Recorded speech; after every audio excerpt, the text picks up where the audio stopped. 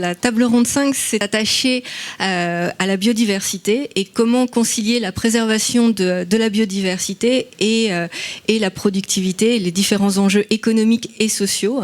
Alors c'est pareil que les autres tables rondes, la discussion a été très constructive avec pas mal d'idées qui ont émergé, certaines nouvelles, certaines peut-être moins, mais voilà, on a 4-5 grandes pistes qui sont sorties, en sachant que certaines recoupent aussi ce qui a été dit avant par d'autres tables rondes.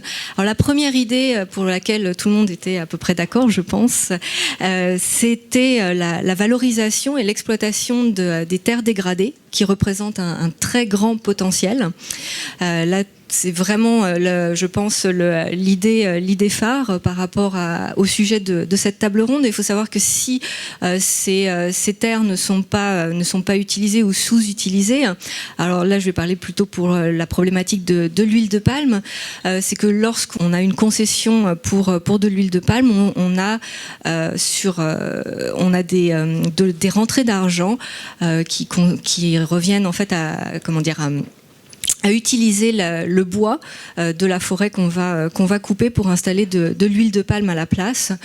Et c'est vrai que c'est souvent un frein pour l'exploitation de ces terres dégradées, puisque ça implique de ne pas avoir ces rentrées d'argent. Et pourtant, on peut replanter sur d'anciennes plantations. Alors évidemment, c'est pas forcément aussi simple. Il y a aussi des contraintes au niveau de la productivité du sol. Mais voilà, c'est une piste qui nous a semblé particulièrement importante à mentionner. Pour ce qui concerne la biodiversité en elle-même, évidemment, pour la protéger, il faut la connaître. Il faut savoir quelles zones sont les plus importantes, les plus essentielles à préserver. Et donc, il a été évoqué sur le modèle de la High Carbon Forest qui avait été mentionné tout au départ, d'établir une High Biodiversity Forest. Et pour ce, de développer tout un protocole d'inventaire de la biodiversité. Alors certes, ces protocoles peuvent exister, il y a des inventaires qui sont faits un peu partout, mais là, l'idée, ce serait de développer un protocole qui soit reconnu par tous, utilisable par tous, qui soit relativement rapide à mettre en place, ce qui ne veut pas dire qu'il ne soit pas suivi par la suite pour affiner l'inventaire, mais que ce soit une base de départ pour cerner des zones importantes pour la biodiversité. Et suite à cela se pose la question du financement à long terme, de la gestion de ces zones que l'on va préserver. Et donc là, l'idée, ce serait d'impliquer à la fois le public, le secteur public, avec par exemple des systèmes comme REDD+, ou d'autres, mais aussi le secteur privé. Ensuite, ce qui ressort comme idées, alors qui vont être plus globales, qui vont s'appliquer, qui vont aider la biodiversité, mais pas uniquement.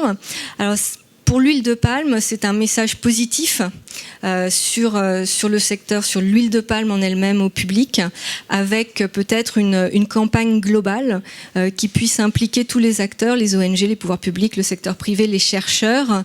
Donc ça rejoint certaines choses qui ont été dites au cours de la table ronde et qui vont probablement être évoquées pour la table ronde 6, de valoriser les solutions et les bonnes pratiques et justement un peu remettre les idées en place. Et il y a beaucoup de choses qui sont dites sur l'huile de palme, souvent simplistes, des court-circuits, des contre-vérités.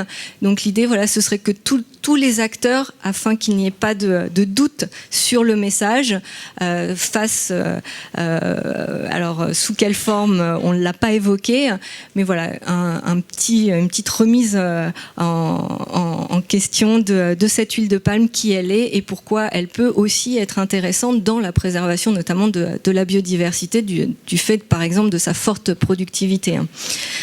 Et la dernière idée qui est ressortie, c'est de favoriser et d'aider une transition alimentaire, en particulier dans les pays du Nord.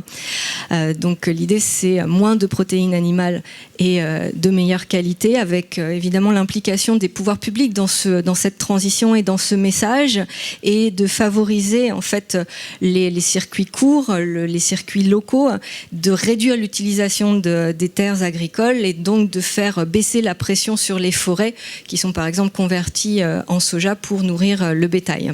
Donc voilà les idées majeures qui sont sorties de cette table, et je remercie tous les participants d'y avoir contribué et d'avoir fait avancer ce sujet passionnant.